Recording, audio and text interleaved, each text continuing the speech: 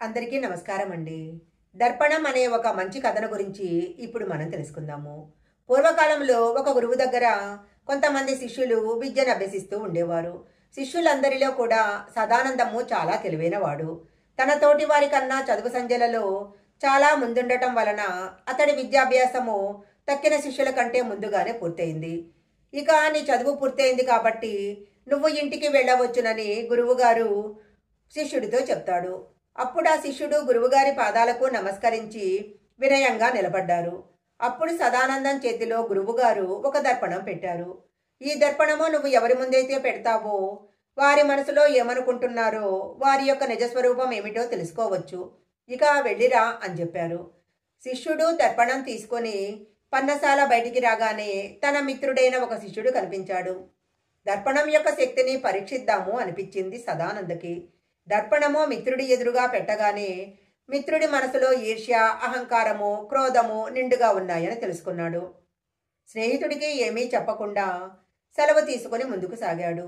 ఇంటికి చేరిన తర్వాత తన స్నేహితులు, పరిచయస్తులు, బంధువులు మొదలైన వారందరినీ కూడా దర్పణ సహాయంతో పరీక్షించాడు. అందరూ అసూయ ద్వేషాలు, ఈర్ష్య ద్వేషాలు, అహంకారము, చెప్పాలంటే కామ, క్రోధ, లోభ, మోహ, మద మత్సర్యాలకు లోబడి ఉన్నారని అర్థమైంది. స్వచ్ఛమైన అంతఃకరణ కోసం తప్పించిపోసాగాడు. ఆఖరికి తన తల్లిదండ్రులను కూడా ఈ దర్పణం ద్వారా పరీక్షించాడు.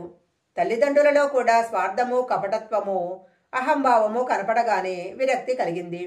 ఇక దర్పణం తీసుకొని గురువుగారి దగ్గరికి నేరుగా వెళ్ళిపోయాడు. ఈ దర్పణము నా మనశ్శాంతిని దూరం చేసింది. లోకంలో ప్రతి ఒక్కరూ తామస గుణాలను కలిగి ఉన్నారు.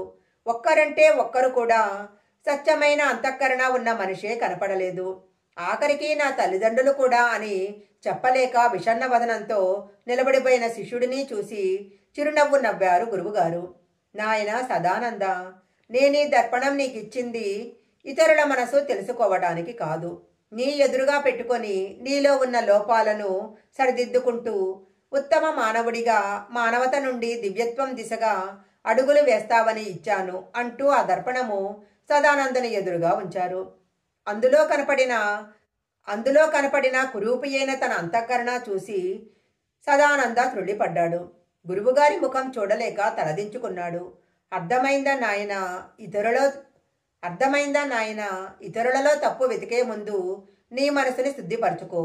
ఇతరులలో లోపాలు వెతకటం చాలా తేలిక, ఎవరైనా చేయగలరు. తమ లోపాలు, అవగుణాలు తెలుసుకుంటూ వాటిని సరిదిద్దుకుంటూ తనను తాను మెరుగుపరుచుకునే వాడే అసలైన మనిషి అంటూ దర్పణం శిష్యుడి చేతిలో పెట్టి ఆత్మబోధ చేశారు గురువుగారు. ఈ వీడియో కనుక మీకు నచ్చినట్లయితే లైక్ చేయండి, షేర్ చేయండి. ఇలాంటి మరిన్ని వీడియోల కోసం మా ఛానల్ సబ్స్క్రైబ్ చేసుకోండి. పక్కనే ఉన్న బెల్ ఐకాన్ని యాక్టివేషన్ చేసుకుంటే మేము పెట్టే వీడియోలన్నీ కూడా మీకు ముందుగానే నోటిఫికేషన్గా వస్తాయి. మరొక మంచి వీడియోతో మళ్ళీ కలుసుకుందాం.